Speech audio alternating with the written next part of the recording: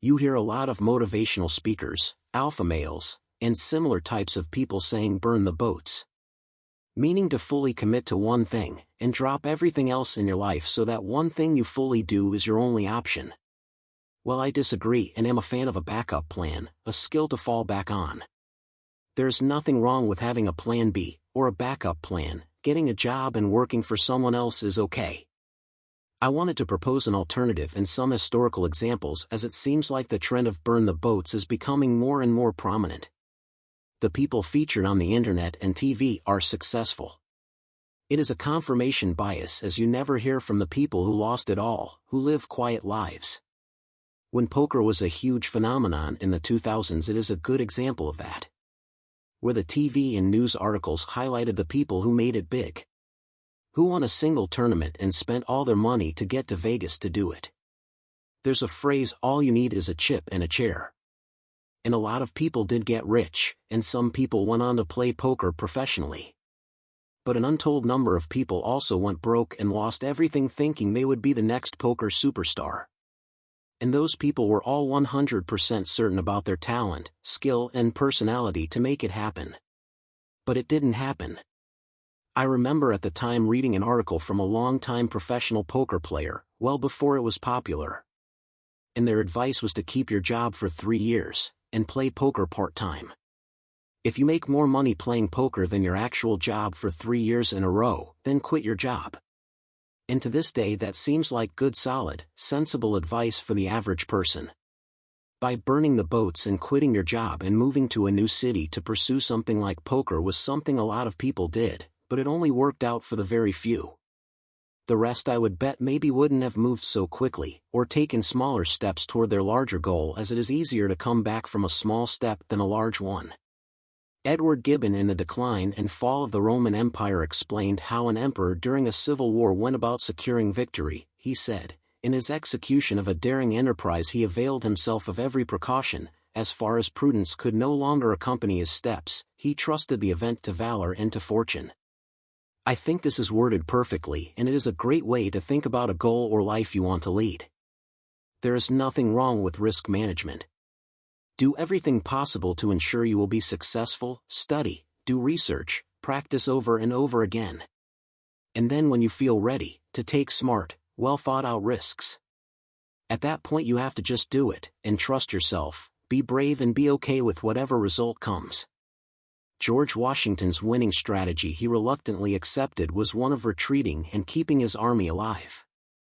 He wanted to make one great stand in New York or New Jersey early in the war, and if he would have stayed and didn't retreat or burn the boats, the whole army would have been captured and the American Revolution would have been over in a year.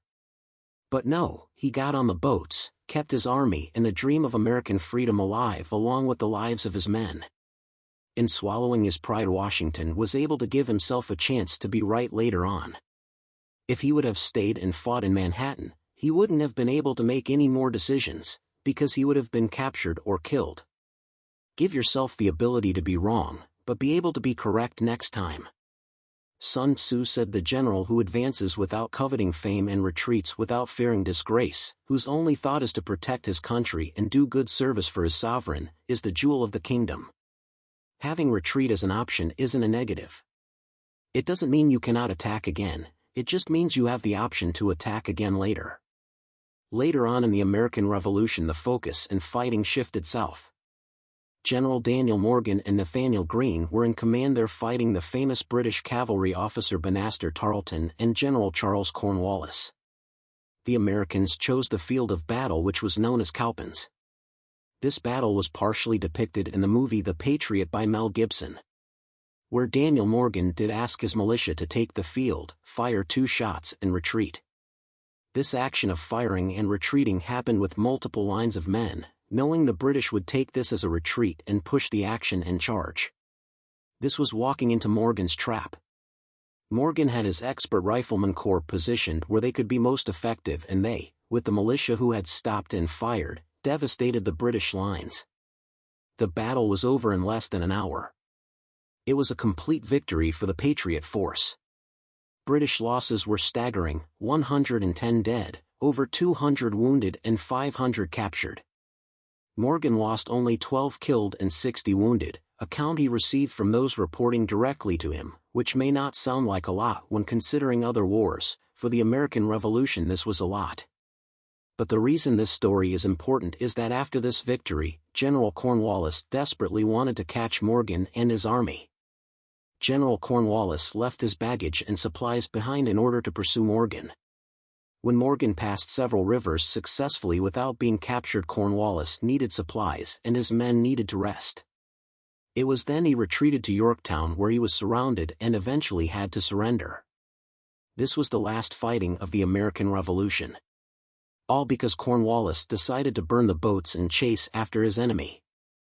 I will concede that burning the boats has worked on occasion. The easiest example being D-Day, when the American, British and Canadians landed on the beaches of France to begin the invasion of Europe against the Nazis in World War II.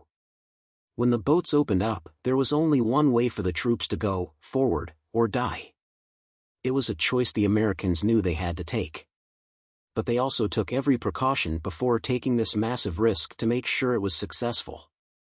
They had a whole operation to fool the Nazi into thinking they would land somewhere else with fake tanks and trucks. The Americans put a dead body with fake papers about where the landing would take place and put the body in the ocean where we know it would float to the Nazis and they would find it. If you burn the boats, there is no second act.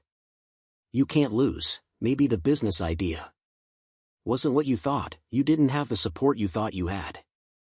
If you still have a job or another source of income, you can weather that storm. If you mortgaged your house and failed, where are you going to live tomorrow? You don't know everything right now. Assume some ignorance and blind spots about the thing you are pursuing. Leave yourself the ability to adapt and change course without the penalty being so heavy. I believe history shows the right path is to make sure that precautions are taken to ensure as much success as possible, then take smart, calculated risks, then, as the poker phrase goes, letting the chips fall where they may.